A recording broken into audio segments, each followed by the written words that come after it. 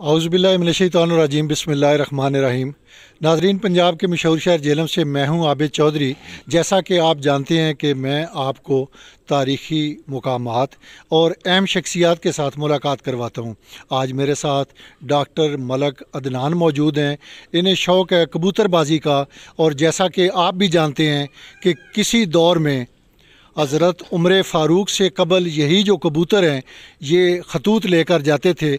उमर फ़ारूक ने उसके बाद मुख्तलिफ़ महकमों का मुतारफ़ करवाया, और उसके बाद फिर इसी तरह महकमा डाक जो है ये ज़िम्मेदारी महकमा डाक ने अपने ज़िम्मा ले ली, और जो कबूतर हैं वो मुकाबलों तक महदूद होकर रह गए।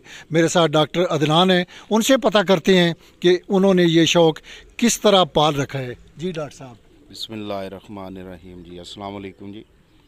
चलिए आबिद साहब, हमें ये बचपन से ही शौक़ है। हमारे घर में बचपन से कबूतर चले आ रहे हैं। हमारे मामू हैं, उन्होंने रखे हुए थे, फिर मेरे कज़न ने, फिर उसी कज़न से मुझे शौक़ पड़ा, तो फिर आहिस्ता आहिस्ता अब हम तक आ गए और इस शौक़ से हम भी वाबस्ता हो गए। बहुत ही अच्छा शौक़ है ये, अल्हम्दुलिल्लाह। इंसान काफ़ी ज़्यादा बुराइयों से बचता है, और मेन चीज़ है कि कोई भी बंदा किसी काम में भी होता है तो वो काम के बर्डन की वजह से एग्ज़ॉस्ट होता है। तो उस हवाले से भी शौक़ ये बेहतर है कि ताकि बंदा जो है वो अपने काम काज करके तो इस शौक़ से वाबस्ता होके हम तो एंजॉय करते हैं आप सब। डॉक्टर साहब, जो वक्त जा रहा है उसमें तो एक बंदे को बड़ी मुश्किल से बंदा रिज़्क मुहैया करता है। आपने सैकड़ों कबूतर पाल रखे हैं और इस पे तो काफ़ी अखराजात आते हैं। चौधरी साहब, वाकई ये एक्सपेंसिव ख़र्चा है। ये शौक़ जो है ये बहुत एक्सपेंसिव है, लेकिन अल्लाह ताला है वो रिज़्क देता है, तो ये भी अपना रिज़्क खुद ही लेके आए हुए हैं। तो वाकई इसमें कोई शक नहीं, ये बहुत महंगा शौक़ है जी। डॉक्टर साहब, जेठ के महीने में जो देसी महीना होता है उसमें मुकाबले होते हैं, और मेरी मालूमात के मुताबिक आप भी इन मुकाबलों में हिस्सा लेते हैं। तो इस दफ़ा भी मुकाबले हुए हैं, आपकी क्या पोजीशन रही है, क्या सिचुएशन रही है इन मुकाबलों में? अब साहब, जेठ में इस दफ़ा जेठ में माशाल्लाह हमारा बहुत अच्छा रिज़ल्ट रहा है। हमने पंजाब में भी कंट्रीब्यूट किया है, और जो डिस्ट्रिक्ट लेवल के टूर्नामेंट होते हैं उनमें भी। तो अल्हम्दुलिल्लाह जितने भी टूर्नामेंट हमने उड़ाए हैं उन सब में हमारी पोजीशनें हैं। डॉक्टर साहब, कौन सी नस्ल के कबूतर जो हैं वो आपने पाल रखे हैं? अब साहब, वैसे तो इनकी बेशुमार नस्लें हैं, हर बंदे ने अपने शौक़ के मुताबिक नस्लें पाली हुई हैं, लेकिन हमारे पास जो कबूतर अल्हम्दुलिल्लाह वो रिजल्टेड हैं। उनमें हमारे पास टेडी ब्रीड है, कमगर कबूतर हैं, इमाम दीन कबूतर हैं हमारे पास, गोल्डन कबूतर हैं, फ़कीर गुल कबूतर हैं हमारे पास, शर्मीला ब्रीड है, इसी तरह अल्हम्दुलिल्लाह सलकोटी कबूतर है हमारे पास। तो अब साहब, हमारे इस एरिए में ये कबूतर है जिनसे हमने काम लेना होता है तो हमने वही कबूतर पाल रखे हैं जी। डॉक्टर साहब, शहर में भी लोगों ने ये छतें जो हैं वो बना रखी हैं, उस्ताद काका का नाम भी है, इसके अलावा शहर में और भी हैं। तो आप के उस्ताद कौन हैं और उनका क्या तारफ़ है, कहाँ से उनका तल्लक है? मेरे उस्ताद का नाम राजा इफ्तिखार काका है, जो साहब ज़िला जेलम से उनका तल्लक है। टनियाला शहर में वो रहते हैं, वहीं पे उन्होंने कबूतर रखे हुए हैं, और वो अल्हम्दुलिल्लाह जितने भी कबूतर परवर हमारे भाई हैं उन सब को वो जानते हैं, और वो भी उनको जानते हैं। वो किसी तारफ़ के मोहताज नहीं है जी। इस दफ़ा जेट के चैम्पियन भी वही हैं जेलम के। डॉक्टर साहब, आपके साथ खोखर साहब बैठे हुए हैं, आकाश साहब हैं और दीगर भी दोस्त हैं, इनका भी तल्लक इसी फील्ड से है या? जो साहब ये मेरे दोस्त हैं, इनको भी कबूतर परवरी का शौक़ है, और मेरा शौक़ इन्हीं लोगों की वजह से है। ये मुझे फाइनेंशली भी सपोर्ट करते हैं, और कबूतरबाजी में भी मुझे बहुत ज़्यादा इनकी सपोर्ट हासिल है। डॉक्टर साहब, शहर में तो चूँकि कंजस्टेड माहौल है, बहुत मुश्किल से लोग जो हैं वो अपनी गुज़र बसर करते हैं। आपने एक वसी व अरीज़ जो एरिया है उसे दीवार बना के महफूज बना रखा है, और यहाँ पर कितने लोग आपके साथ आते हैं जो इस शौक़ में हिस्सा लेते हैं? अब साहब, जब ये शौक़ अपने अरूज पर होता है तो उस वक़्त हमारे पास तकरीबन 100-200 के लगभग लोग होते हैं जी, इस शौक़ को जो देखने आते हैं दूर दराज से। और जो मेरे साथ शौक़ में कंट्रीब्यूट कर रहे हैं वो तकरीबन 10 से 12 लोग हैं। इनका खाना दाना क्या होता है और फिर जो अद्वियात हैं, फिर डॉक्टर्स हैं, वो थोड़ी तफसील आप हमें बताएं। अब साहब, इनका दाना पानी जब हम उड़ाते हैं तो उसमें देसी घी आ जाता है, जो कंटिन्यू, खैर देसी घी तो हम इनको 12 महीने में डालते हैं। इसी तरह गंदम है, चने हैं, मोठ है, सरसों है और बाजरा है। इस तरह के तकरीबन 12-13 दाने हैं जिनको हम मिक्स करके इनको डालते हैं जी। और जब हमारा ये शौक स्टार्ट होता है बाजियों वाला, तो उस वक्त आबा साहब ये सिर्फ बादाम खाते हैं और उस बादाम में और बेशुमार चीज़ें हैं जो डलती हैं, जिसकी हम खुराक बना के इन कबूतरों को देते हैं। और जो अद्वियात वगैरह जब ये बीमार होती हैं फिर। तो आबा साहब, ये अद्वियात आपको पता है कि एनिमल्स के डॉक्टर हैं, उनसे हमारा रब्ता होता है।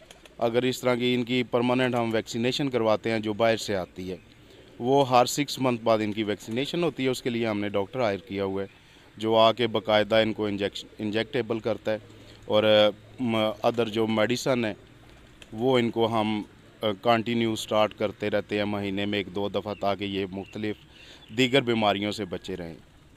डॉक्टर साहब, मैंने पहले भी बात की है कि ये जो शौक़ है बड़ा महंगा है, मुश्किल है, चूँकि आपने यहाँ पर यकीनन बंदे भी डिप्यूट किए हुए होंगे जो इनकी देखभाल करते हैं, और फिर अद्वियात हैं, इनका खाना दाना है, ये सारा फिर आप किस तरह अफोर्ड करते हैं? मैंने आप सब पहले भी बताया कि रिज़्क़ अल्लाह ताला के पास है, तो अल्लाह ताला ने इसी तरह इनका भी बंदोबस्त किया हुआ है जैसे हमारा किया हुआ है।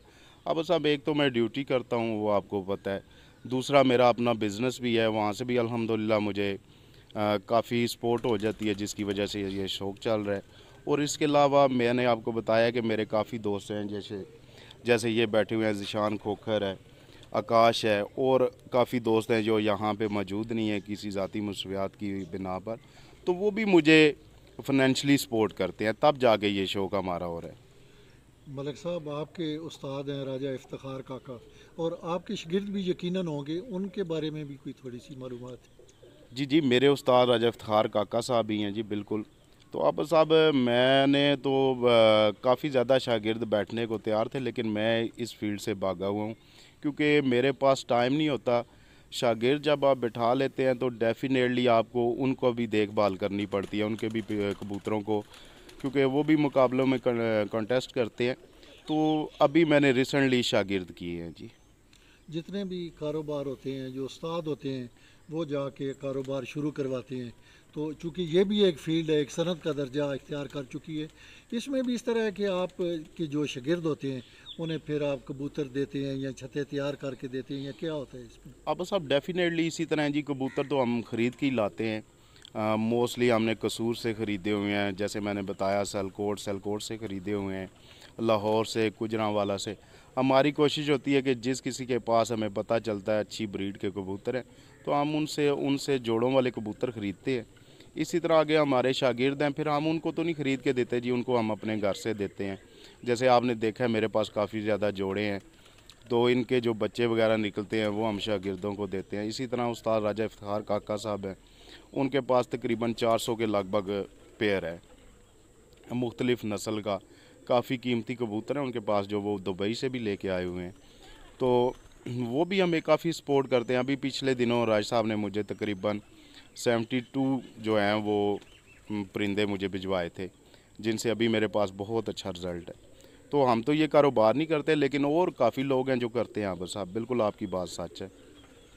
आपने दो पोर्शन बना रखे हैं, ये हमारे पीछे भी कबूतर हैं और बाईं साइड पे भी, इसकी क्या वजह है कि आपने दो पोर्शन क्यों बनाए हुए हैं? अब साहब, जो हमारे पीछे हैं ये सारे कबूतर हमारे वो कबूतर हैं जो मुकाबलों में कंटेस्ट करते हैं, और जो आपके राइट हैंड पे कबूतर हैं वो कबूतर हमारे जोड़ों वाले हैं, उनके बच्चे निकलते हैं और वो हम यहाँ पे ला के तो उनको ट्रेन करते हैं, ट्रेनिंग देते हैं।